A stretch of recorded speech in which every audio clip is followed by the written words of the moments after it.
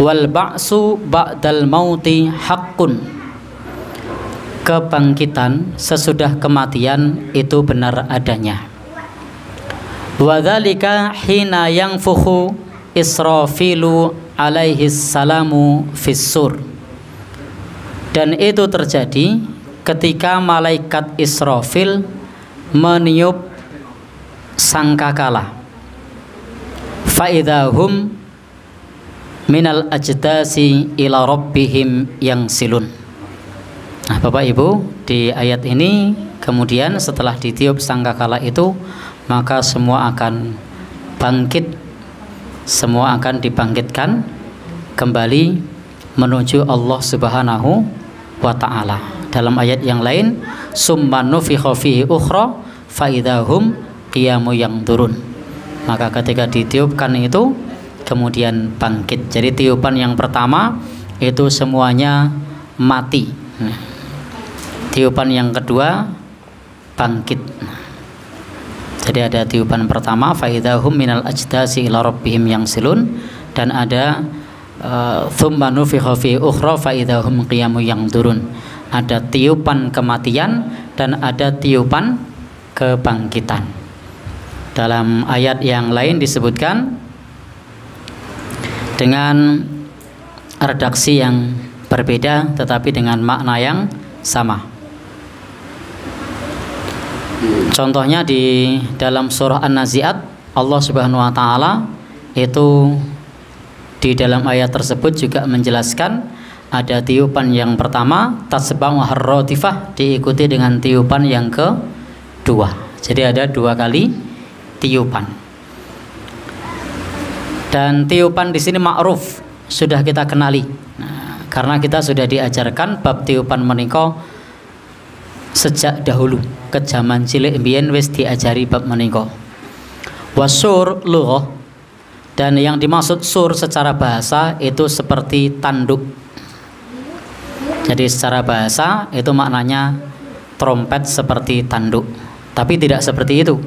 Ini yang kita maksud adalah seperti dalam makna bahasa, karena kita tidak tahu bagaimana bentuk sangkakala tersebut yang kemudian ditiup oleh malaikat Israfil, dan itu adalah salah satu malaikat yang agung yang tugasnya adalah siaga untuk meniup sangkakala itu.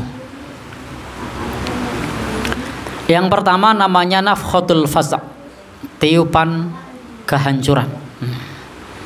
Pada saat tiupan pertama itu maka manusia binasa, dan kemudian semuanya akan mati illa man syaa Allah, kejaba ingkang dipun kehendaki Allah Subhanahu wa taala.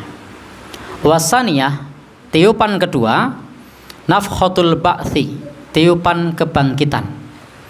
Maka di situ semuanya bangkit. Wa yaqumuna min quburihim, semuanya bangun hidup lagi dari kuburnya. Jadi kalau tiupan pertama niku semuanya hancur, tiupan kedua sedaya bangkit kembali, hidup kembali. Wa qad dalla 'ala nafhi fis-sur, lan sampun menunjukkan bab menika wonten ing Alkitab was sunnah, wonten ing Al-Qur'an lan hadis.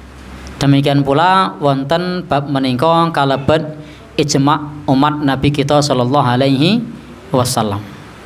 Allah Subhanahu wa taala sampun ngendika wa nufikha fis-suri fasa'iqa man fis samawati wa man fil ard. Ketika ditiupkan sangkakala itu, maka semua yang di langit maupun yang di bumi akan mati kecuali Allah Subhanahu wa taala. Summa nufikha fihi ukhra, ditiup lagi yang kedua, fa idzahum qiyamu yanzurun, maka tiba-tiba mereka hidup lagi. Nah, ini termasuk tugas mulia dari para malaikat. Malaikat Israfil ini mengetahui setelah meniup nanti semua akan mati termasuk yang niup, tapi dia tetap mau meniup. Kira-kira kalau kita disuruh menjalankan tugas dan kita ikut mati, mau apa enggak? Kira-kira remen apa bener, Bu? Dikonro juragane gitu. Tapi disinilah malaikat itu taat kepada Allah Subhanahu wa ta'ala. Wa yaf'aluna ma yu'marun, menjalankan apa yang diperintahkan oleh Allah. Kalau manusia ini risikonya tidak mati pun banyak tidak maunya. Jadi berat dalam ibadah. Tapi malaikat itu meskipun risikonya mati, nah begitu meniup maka semua akan mati, dirinya juga ikut mati. Tapi tetap ditiup, sebab malaikat itu disifati wa yaf'aluna ma yu'marun, mengerjakan apa yang diperintahkan oleh Allah Subhanahu wa ta'ala. Bapak Ibu ingkang dipun mulyakaken Allah Subhanahu wa ta'ala, dan jarak antara tiupan pertama dan tiupan yang kedua itu cukup lama. Jadi tidak langsung ditiup pertama kemudian diikuti tiupan kedua, tapi ada tempo. Temponya berapa lama? Bapak Ibu ingkang dipun mulyakaken Allah Subhanahu wa taala, dipun ngendikaken waktunya selama 40. Jadi waktunya jaraknya selama 40. Lan mboten mangertosi 40 nopo. Kenapa? Sahabat Abu Hurairah menika sahabat Rasulullah sallallahu alaihi wasallam yang sering meriwayatkan hadisipun kathah. Tetapi biasanipun piyambakipun ketika menyebut angka 40, sahabat Abu Hurairah menika sering lupa. Padahal hafalannya ribuan hadis.